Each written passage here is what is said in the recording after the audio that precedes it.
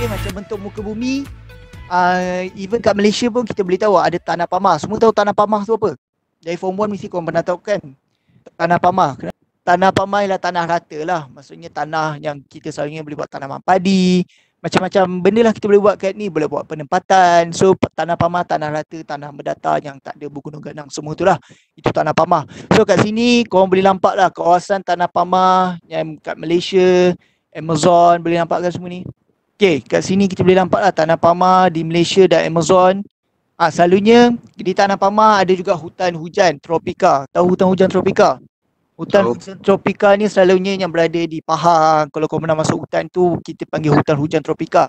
Yang bukan semua tempat sesuai untuk hutan hujan tropika, ikut iklim juga. So macam Malaysia dengan Brazil adalah hutan hujan tropika sebab kita berada di garisan khatulistiwa. Boleh? So sebab tu kita ada hutan hujan tropika. So kat situ hutan hujan tropika banyaklah pokok yang boleh hidup. Contohnya ada meranti, jelutong, cengal, merbau. Semua pokok jenis-jenis pokok ni kau boleh tahulah fungsi dia apa. Boleh buat kerusi ke, boleh buat rotan ke, boleh buat kertas ke, apa-apalah semua benda tu. Itu kegunaan hutan hujan tropika. Selalunya pembalak ataupun siapa yang datang ke hutan potong pokok sebab nak buat benda macam tu lah. Okay, kat situ pun banyak lah kau boleh tengok tanah pamah kat Thailand ada, Laos, Myanmar, mostly dekat Southeast Asia lah ataupun Asia Tenggara banyak lah benda-benda macam ni. Okay, so kalau yang tempat lain macam negara lain macam kat Kanada, hutan dia lebih kepada hutan conifer. Hutan conifer macam hutan macam, okay, kalau nak tengok gambar hutan conifer, macam ni lah boleh nampak. Okay, kat Malaysia tak ada tapi tak banyak. So kat Kanada dia ada ni lah. Kalau musim dulu boleh nampak lawa lah pokok ni. Okay. So itu conifer lah di tanah pamah dekat Kanada. Alright, kat situ kita boleh tahu lah tanah pamah boleh, kat situ hidupan liar boleh duduk, binatang boleh duduk, manusia boleh duduk, semua orang boleh duduk lah ke tanah pamah, tak ada masalah. Okay. So kat situ banyak juga binatang yang kau boleh tahu. Kalau kat Malaysia ada gajah, harimau, badak sumbu. Alah benda-benda ni basic lah kau boleh tahu kot. Sekolah rendah pun tahu kot benda-benda macam ni. Okay. Dekat hutan ada apa-apa. Takkanlah akan ada ikan pula kot. Okay, takkanlah ada ikan you. So secara logiknya adalah binatang gajah, singa, harimau, semua benda tu. Singa ada ke? Singa macam tak logik pula kan. Singa selalunya dekat Afrika sana. Okay. So kat sini dia tunjuklah contoh-contoh kawasan tanah pamah utama dunia. Maksudnya tanah pamahnya ni tanah pamah yang besar lah. Tanah pamah yang dia punya keluasan besar. So kat sini boleh nampaklah dataran Manchuria. Okay, kat sini kita boleh tengok tanah pamah yang paling besar, keluasan dia yang besar macam dataran Manchuria. Yang ni dataran Manchuria ni berada di China. Lembangan Kongo ni dekat Afrika.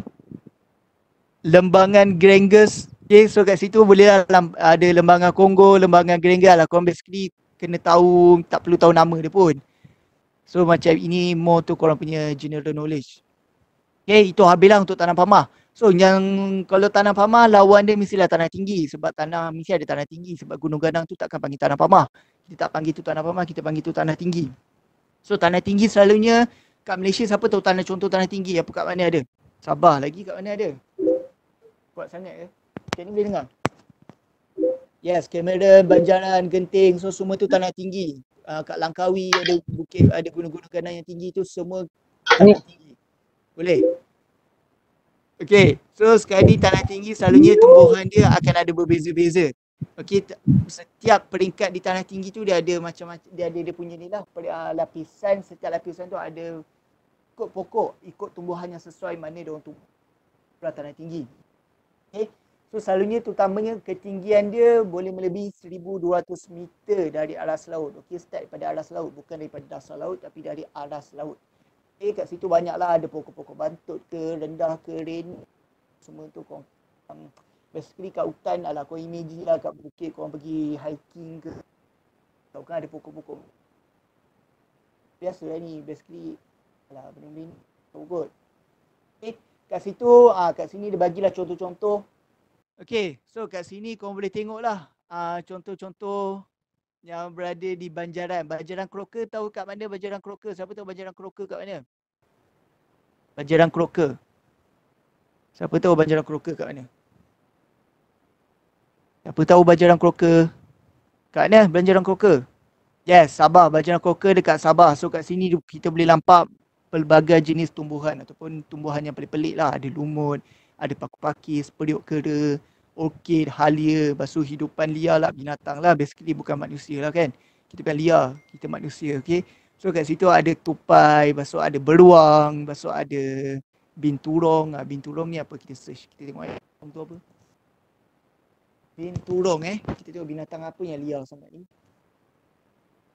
Kita tengok binatang yang liar sangat ni, binturong.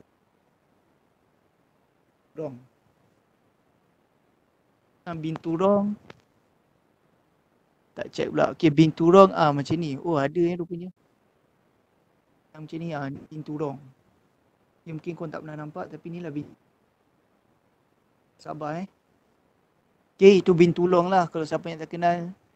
Lepas tu kalau banjaran Himalaya, kat banjaran dekat Gunung Everest, lagilah pelik-pelik binatang dia.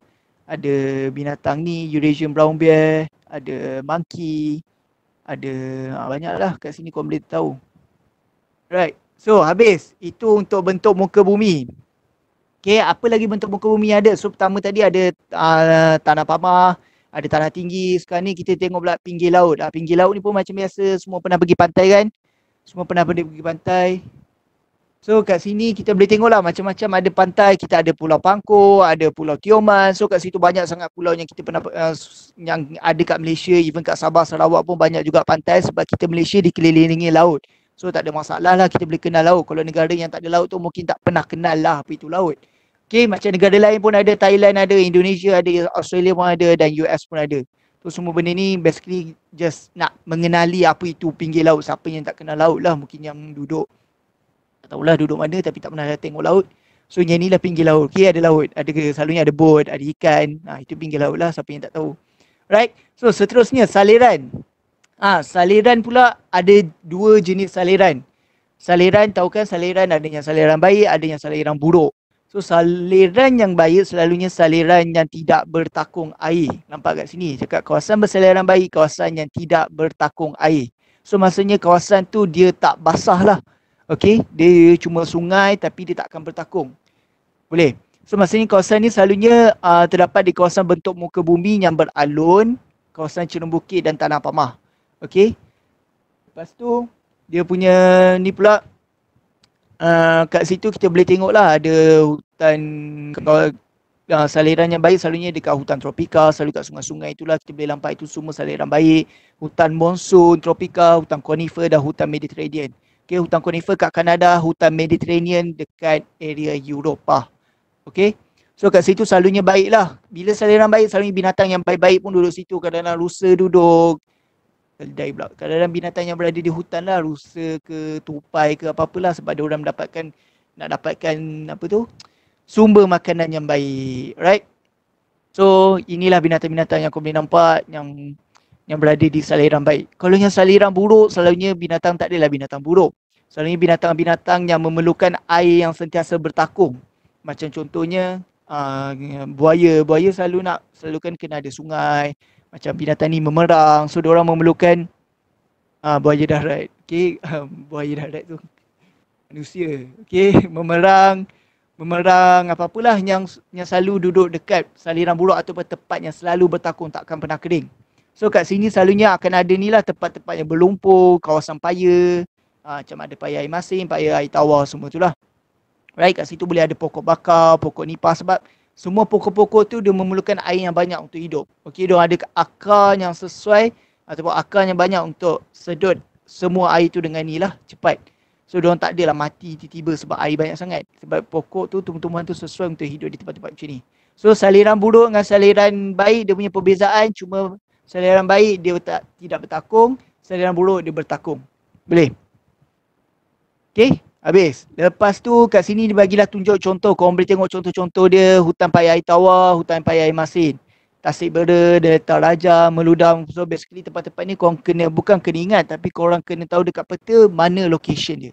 Sebab selalunya soalan dia akan tanya hutan paya air tawar dekat area mana. Contohnya selalunya dekat Pahang. So kat situ korang kena bulatlah kat negeri Pahang tu. Dia tak tunjuklah spesifik tempat kat mana tapi kat negeri Pahang lah.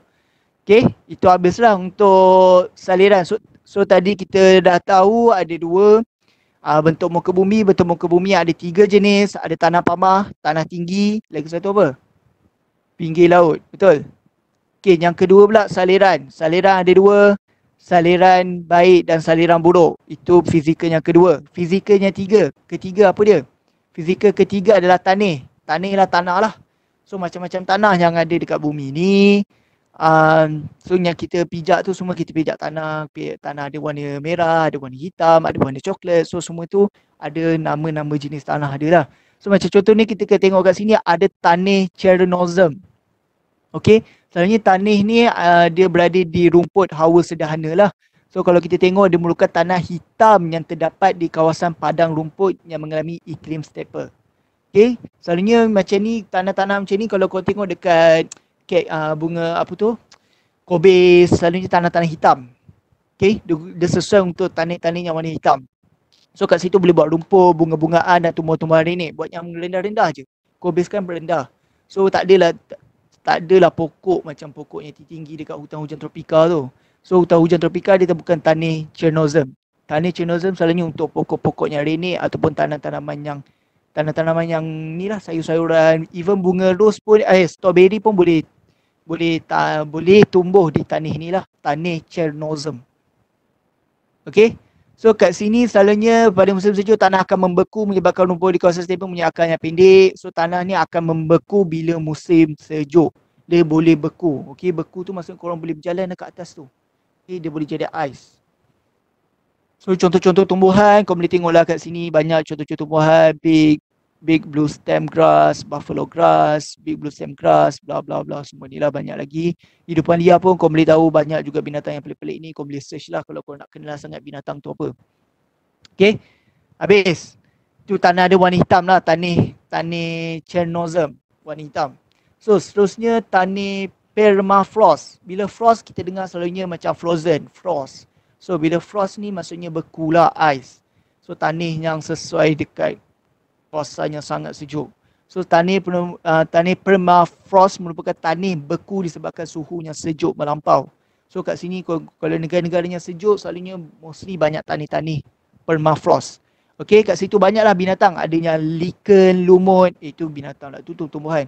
Ada lichen, lumut, ulam pair, willow, birch dan heath. Pandai-pandailah kau search kalau nak tahu macam mana tumbuh-tumbuhan dia. Okay, so binatang pun kat situ banyak, beruang kutub, alah benda-benda yang di kalau cerita Frozen lah, ada apa nama rusa tu, yang rusa tu lah. Lepas tu ada yang snowball tu, bukan snowball, yang orang salji, tapi orang salji tu bukan benda hidup. Ice Age, yes, cerita Ice Age, betul. Okay, so kat sini diorang ada tanah permafrost. Tanah permafrost. Okay, korang tak ada kat Malaysia, tak ada tanah permafrost. Jangan harap lah akan ada tanah permafrost. Okay, so itu tanah yang kedua. Tanah yang ketiga, tanah aridisol. Pelik nama dia kan. Aridisol ni selalunya tanah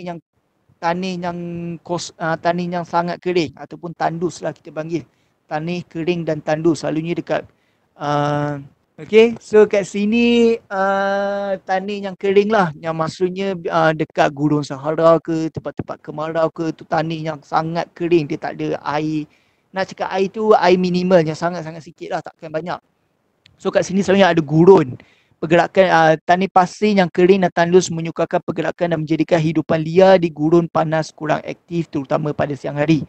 Selalunya kalau di gurun yang panas ni, binatang tak akan keluar waktu siang sebab terlalu panas. Even kita pun tak akan keluar masa Malaysia. Kalau Malaysia panas-panas macam ni, kita tak akan keluar, betul?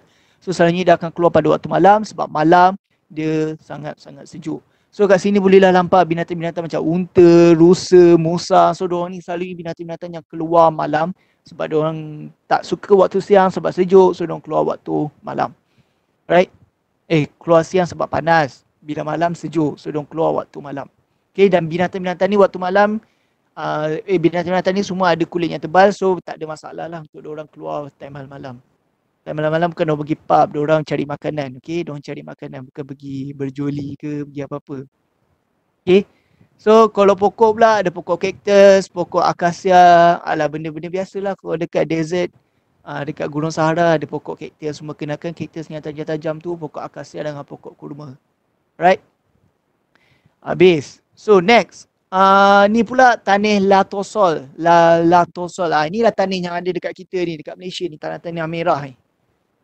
Tanah-tanah merah ni, kalau korang nampak ni, ni lah tanah-tanah merah tu semuanya panggil tanah latosol. Dah dekat hutan hujan tropika dah, hutan musim tropika. So kat sini, apa yang kita boleh nampak lah. Dekat Malaysia sendiri pun boleh nampak tanah ni warna merah. Okay, dia warna merah, dia selalu berpasir, liat atau lembap serta berwarna merah atau kuning. So kat sini bolehlah nampak yang kita cakap tadi dekat hutan hujan tropika ada pokok apa, pokok jati, cendana, bla bla bla, jelutong, semua tu lah, cendana, kayu balak, semua tu lah kat situ. Hidupan liar, gajah, harimau, beruang yang korang tengok lah dekat hutan sendiri.